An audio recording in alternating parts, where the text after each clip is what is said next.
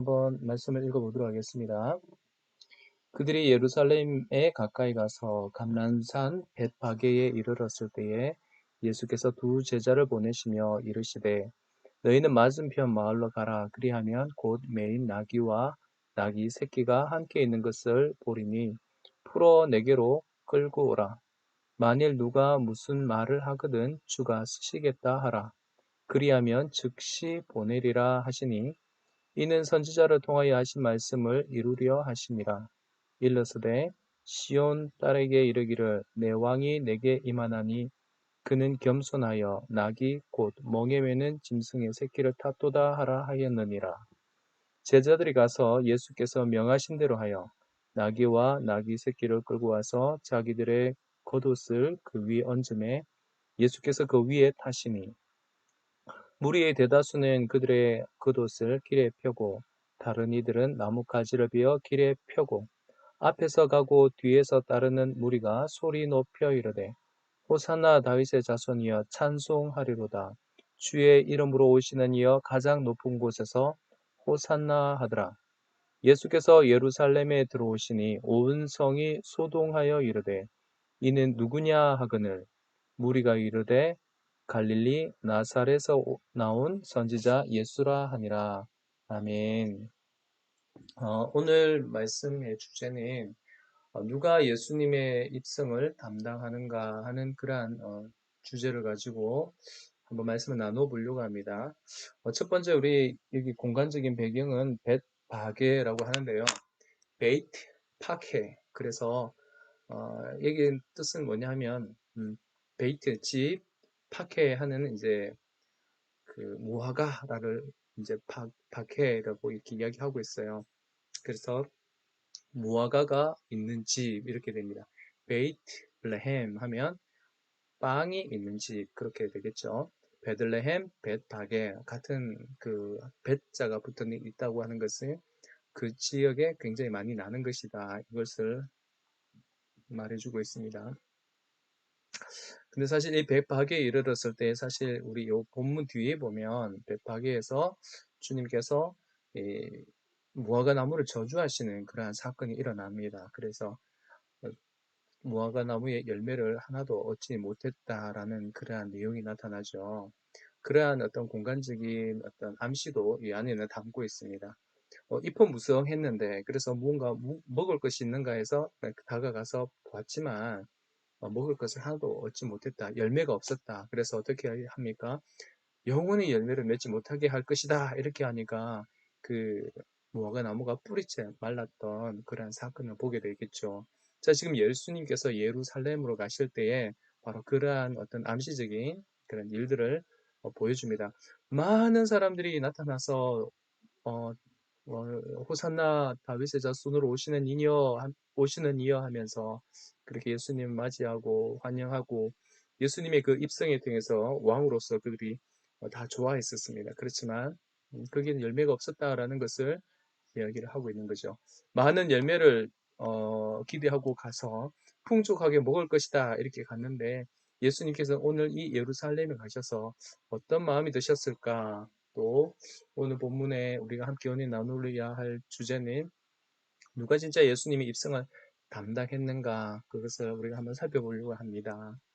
오늘 여기에 2절 말씀에 보면 메인 나귀와 나귀 새끼가 나귀 새끼가 함께 있는 것을 보리니 풀어내게로 끌고 오라 이렇게 이야기합니다. 나귀와 나귀의 새끼가 함께 있는데 이걸 다 끌고 오라 이렇게 이야기합니다. 주가 쓰시겠다 하라 하면 즉시 보낸다 이렇게 이야기를 하죠. 그래서 왜 보냈냐 하면 이 선지자를 통하여 이루신 그 말씀을 이룬다 이렇게 이야기합니다. 당시 이 예루살렘에는 하나님을 믿는 그런 유대인들이 메시아가 오게 되면 그 메시아가 이 예루살렘 성전을 정복하러 오실 것이다 이렇게 늘 생각했었습니다. 근데 아주 독특하게도 그때 당시 메시아 운동을 하고 있었던 그러한 사람들은 역사적으로 볼 때 그들이 그 나귀를 타고 입성한 것이 아니라 말을 타고 입성을 주로 합니다. 왜냐하면 전쟁을 해야 되기 때문에 그렇습니다. 그래서 이게 말을 타고 이렇게 들어올 때에 사람들이 거기에 권위를 가지고 힘을 가지고 또 어떻게든 그 예수님의 그 입성에 그들이 함께 동참하여서 아주 힘있고 준말을 타면 그 백성들이 더 힘을 내서 전쟁하는데 더 큰 영향력을 줄 수 있겠죠. 그런데 예수님께서는 전쟁하러 가는 것이 아니라 평화의 상징을 평화를 선포하기 위해서 나귀를 타고 가십니다. 그것도 무엇을 타고 간다고요? 새끼를 탔다 이렇게 이야기합니다. 여기에 보면 두 종류의 반응들이 나타나는데요. 하나는 먼저 말씀드릴 것은 무리의 반응을 한번 여러분과 함께 나눠보려고 합니다. 앞에서 가고 뒤에서 따르는 무리가 구절 말씀이 있죠. 소리 높이 이르되 뭐라고 이야기합니까? 호산나 호산나 다윗의 자손이여 찬송하리로다 주의 이름으로 오시는 이여 가장 높은 곳에서 호산나 하더라 이렇게 이야기를 합니다. 여러분 이 호산나라고 하는 이 말씀의 이 말의 뜻은 주여 구원하소서. 좀 더 길게 풀이하면 주여 우리를 죄에서 구원하소서. 주여 우리의 이 억압에서 구원하소서. 이것을 말할 때 호산나 이렇게 이야기합니다. 그러니까 아주 다분히 그 정치적인 메시지가 담겨 있죠. 우리를 로마의 압제에서 구원하소서 이렇게 이야기를 하고 있는 거죠. 게다가 다윗의 자손이여 라고 했으니까 다윗의 자손은 왕의 자손이지 않습니까? 그러니까 새로운 이 이스라엘을 결집시키고 또 모든 그 이스라엘의 땅을 다 회복시켰던 그러한 어떤 왕권적인 그런 강함을 나타내는 그런 군주로서 이렇게 부르고 있습니다. 다윗의 자손이여 이렇게 이야기하고 있는 것이죠. 물론 성경적인 의미로 봤을 때는 확실한 메시아적인 그런 이름이었지만 그러나 여기에 담겨 있는 이 내용들은 그들이 메시아적인 그 내용을 빗대어서 자기를 구원해달라 이렇게 이야기합니다. 근데 여러분 이 본문을 여러분 통해서 보면 이 무리가 지금 뭐 겉옷을 펴고 나무 가지를 이렇게 베어다가 길에 펴고 거기에 이제 왕의 입성을 이렇게 하고 있는 그런 모습, 그런 퍼포먼스를 하고 있죠. 그래서 그러한 그 퍼포먼스 때문에 성이 이제 소동하게 됩니다. 여러분 그 이스라엘 그 예루살렘 성이 그 사람의 무리가 모여서 소동하게 되면 그 독립운동을 하는 거 아니겠습니까? 그렇다면 여러분 그 간만히 한번 생각해 보면 예루살렘 성에서 가장 가까운 로마의 경비병들이 이 유대인들을 제압하기 위해서 이렇게 어, 군사적인 어떤 일들이 이렇게 가해지게 됩니다. 그렇다면 그 성 안에는 어, 피해 전쟁인들이 일어날 수 있겠죠. 근데 예수님께서는 그러한 피해 전쟁을 충분히 일으킬 만한 그런 상황을 다 만들었는데 그러한 전쟁이 안 일어났다는 것입니다. 참 신기하죠. 그 이유는 말을 타고 온 것이 아니라 어린 나귀를 탔기 때문에 그렇습니다. 그리고 여러분 그 어린 나귀를 탔다라고 하는데 그 어린 나귀 제가 어느 음, 그 공원 같은 데를 가보니까 이 나귀보다도 훨씬 좀 작은 그러한 어떤 짐을 이렇게 지고 가는 그 나귀는 아니고 하는 그런 짐승을 봤는데 그런데 되게 어린 그 나귀는 제가 이렇게 타면 발이 거의 땅에 닿을 만큼 그렇게 작아요. 근데 여러분 그러한 그 우스꽝스러운 그 왕의 등장에 대해서 사람들이 이 적군들 그죠? 이 로마 사람들이 그렇게 큰 경계심을 안 가졌다라는 것입니다. 칼도 없고 무기도 없고 그런 상황이었죠. 그러한 상황 속에서 이제 예수님이 이 등장 그리고 사람들의 소동 이 봤을 때 뭔가 소동은 소동인데 도대체 못 하러 왔지? 라고 이렇게 물어보는 거죠. 10절 말씀에 예수님께서 예루살렘에 들어가시니 온 성이 소동하여 이르되 그 성에 있는 그 주인들의 이렇게 이야기죠. 집권자들, 종교 지도자들이나 뭐 군대 지도자들이 이렇게 묻겠죠. 누구냐? 누군데 이렇게 소동하느냐? 이렇게 이야기합니다. 근데 11절에 무리가 이렇게 답변합니다. 갈릴리 나사렛에서 나온 선지자 예수라 이렇게 이야기합니다. 자, 9절과 11절 말씀을 잘 대조해 봐야 됩니다. 9절의 말씀은 무리가 주어가 되겠죠. 이 무리는 11절에 있는 무리와 같은 무리입니다. 방금 9절에서는 그는 메시아입니다. 그는 우리를 죄에서 구원해 주실 분입니다. 그는 다윗의 자손입니다. 하면서 열렬히 그렇게 그들이 찬송하고 소리 지르고 가장 높은 곳에서 호산나 이렇게 이제 외쳤단 말이에요.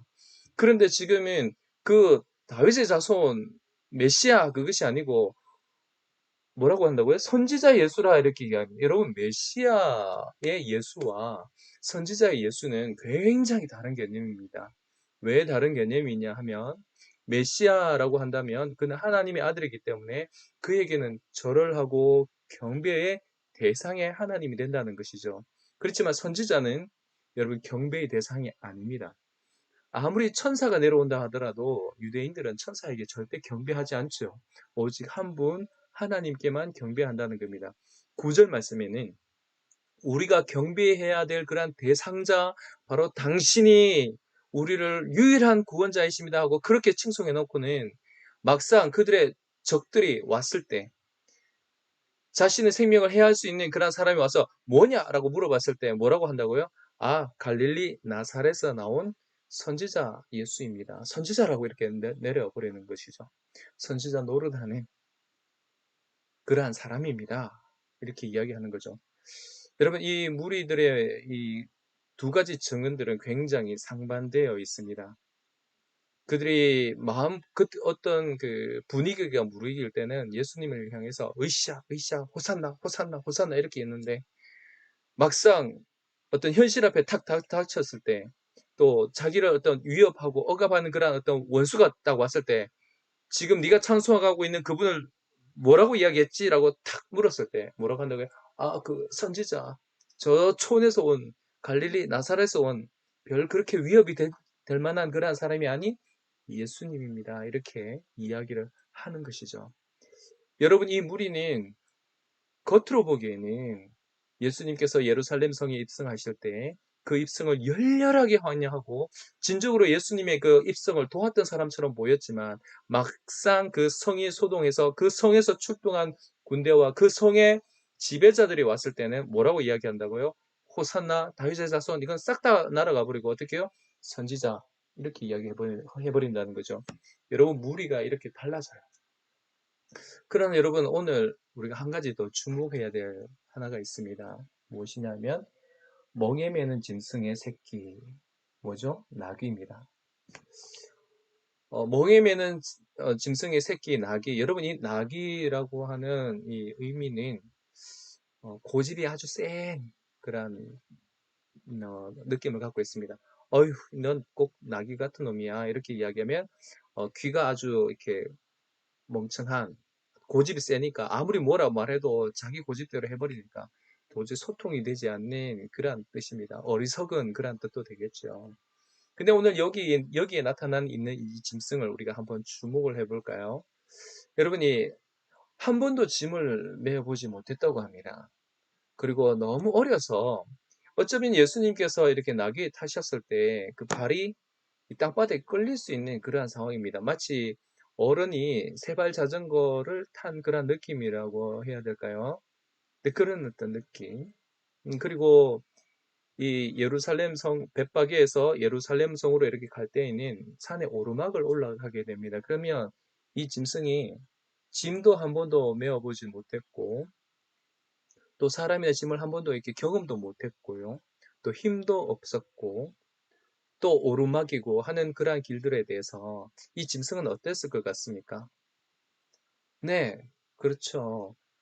좀 서툴고 힘들고 또 비틀비틀거리고 오히려 자기 등에 태운 사람을 불안하게 만드는 그러한 짐승 아니었겠습니까? 그러한 나귀인데도 불구하고 예수님께서 어떻게 합니까? 짐승이 쓰러지려고 하면 예수님이 발 앞꿈치로 툭툭 땅을 디디면서 짐승의 중심도 잡아주시고 쉬어도 가셨다가 또 편안한 거 이러면 또 앞으로 또 진행도 하셨다가 그렇게 짐승과 함께 이렇게 예루살렘 성으로 입성합니다. 그 입성을 할 때 사람들은 전부 다 이 나귀가 밟고 있는 그 길에다가 겉옷을 펴고 이렇게 뭐 나무를 꺾어다가 그 나무 가지를 베어서 이제 길을 펴고 했지만 짐승이 이렇게 밟고 가는 그런 길이라 해서 짐승이 왕이 되는 건 아니죠. 여기서 진짜 중요한 것은 내가 비록 왕의 그 행차의 대로를 내 발로 걷고 있다 할지라도 실제로는 누가 그 길의 주인입니까? 내 등에 타신 분이 주인이라는 것입니다. 여러분, 우리는 간혹 가다가 내 앞길에 사람들이 환호하고 내가 가는 길에 겉옷을 펴고 내가 가는 길에 그들이 엎드려 경배한다 할 때 내가 왕이 된다라는 그런 느낌 좀 가지지 않습니까? 사람들이라면 누구나 그러한 착각 속에 빠질 때가 있습니다. 그러나 우리는 그러한 경우에도 내가 어눌하고 연약하고 또 어리석고 듣기에 둔한 그러한 짐승, 경험도 없고 서툴고 또 내 등에 탄 사람을 불안하게 만드는 그러한 사람이다 할지라도 어떻게 해요? 꾸준히 그가 올라갈 때에 그때 그 나귀가 비로소 그 예수님이 왕으로 그의 성으로 입성하는데 기꺼이 쓰임 받았다는 것을 오늘 본문은 보여줍니다. 이런 본문에서 두 가지를 이야기하고 있습니다. 무엇을 이야기하고 있냐면 사람과 나귀입니다.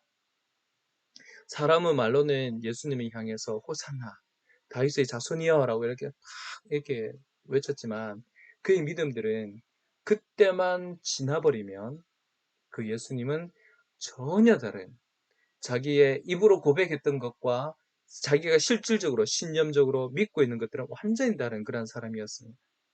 그러나 이 나귀는 아무리 고집세고 아무리 연약하고 아무리 경험 없고 아무리 그가 힘이 없는 그러한 존재를 할지라도 주님을 태워서 꿋꿋하게 나가는 그런 나귀가 결국 예수님의 왕의 입성을 도왔다는 것을 오늘 본문을 말해주고 있습니다. 예수님에게는 잠시 환호하고 지나가는 그러한 왕의 사람보다는 부족하고 연약하지만 꾸준히 예수님을 싣고 이렇게 가는 멍에 매는 짐승의 그 새끼, 그 나귀가 진짜 왕의 입성을 도왔다는 것을 보면 이렇게 보여줍니다. 나귀라는 짐승과 인간이라는 이 존재가 비교 대상이 된다면 이 인간은 얼마나 자존심 상하고 기분 나쁘겠습니까? 근데 오늘 이 입성에서 중요한 것은 오히려 이 사람들이 나귀보다도 더 못하다는 것을 말씀하고 있습니다. 사랑하는 우리 고등부 또 오늘 방송을 통해서 함께 말씀을 나누는 우리 예배 말씀을 사모하는 여러분들, 오늘 예수님께서는 정말 왕으로서의 행차를 하실 때 과연 누구를 원하실까? 이걸 한번 살펴봤으면 좋겠습니다. 그저 예수님을 뜨겁게 환호한다고 눈물을 흘리면서 호산나 한다고요? 그러한 그 모습보다는 실질적으로 비록 내가 인격이 모가 날 수도 있고 지혜가 모자랄 수도 있고 또 가끔 실족해서 넘어질 수도 있고 또 비틀거려서 사람들이 비웃을 수도 있는 그런 상황이지만 그러나 내 중심에 이 내 등에 있는 이분을 원하는 곳까지 내가 모시고 간다고 하는 그러한 마음, 그것이 바로 왕의 그 입성을 진정으로 바라는 그러한 존재가 아니겠습니까? 저는 오늘 이 말씀을 통해서 우리 말씀을 듣는 모든 사람들이 함께 이것을 은혜를 나누었으면 좋겠습니다. 무슨 은혜냐 하면 뜨거운 열정, 소리 높이는 어떤 하모니, 물론 그것도 중요하지만 그러나 우리 인생이 실패하고 좌절하고 넘어지고 그럴 때마다 내 등에서 이리야 포기하지 마라 힘내라 내가 함께 가겠다 하는 그 예수님의 음성을 듣고 꾸준히 걸어가시는 그런 믿음의 사람들 되시기 바랍니다. 그래서 내 등 뒤에서 내 등 위에서 나를 밀어주시고 나를 언제나 응원해 주시고 때로는 내가 넘어지고 실족하고 부족한 면이 많이 보인다 할지라도 끊임없이 나를 사랑해 주시고 나를 인도해 주시는 그 예수님을 의지하시기 바랍니다. 그 의지하는 그 믿음이야말로 우리가 주님과 함께 왕노릇하며 주님과 함께 그의 성에 입성할 줄 믿습니다. 오늘 이 말씀을 듣는 우리 모든 성도님들 다 그러한 믿음의 왕들이 되시기를 바랍니다. 왕의 입성에 우리가 함께 기쁨으로 들어가는 그러한 사람들 다 되시기 바랍니다. 아멘. 네, 잠시 우리 기도하겠습니다. 살아계신 하나님, 은혜를 감사합니다. 우리가 예수님을 향해서 고백하고 뜨겁게 찬송하고 뜨겁게 환호하다가 결국 일상의 현실 앞에서 여전히 무너져 버리는 그러한 예배자가 되지 않게 하여 주시옵소서. 하나님, 우리의 상황 속에 넘어지고 또 서툴고 어눌하고 우스꽝스러운 그런 모습이지만 내 등에 계신 내 등에서 나를 밀어주시고 응원해 주시고 견뎌라 하시는 그런 예수님의 음성 듣게 하여 주시옵소서. 그래서 그 음성 듣고 최선을 다해 주와 함께 하나님의 성읍에 도달하는 그런 믿음의 백성 되게 하여 주시옵소서. 예수님의 이름으로 기도드리옵나이다. 아멘. 감사합니다. 여러분 건강하시고요. 또 오늘 이렇게 하나님의 말씀으로 이렇게 시간과 공간을 함께 공유하게 돼서 너무너무 감사합니다. 계속해서 우리가 예배를 주께서 우리에게 주신 그런 예배 공간에서 거기서 함께 예배하고 찬양 드리고 말씀 듣고 기도하는 그런 시간이 빨리 왔으면 좋겠습니다. 그래서 그 예배를 더더 이번 기회를 통해서 사모하는 그런 은혜가 있기를 바랍니다. 건강하십시오. 예, 저는 내려가겠습니다.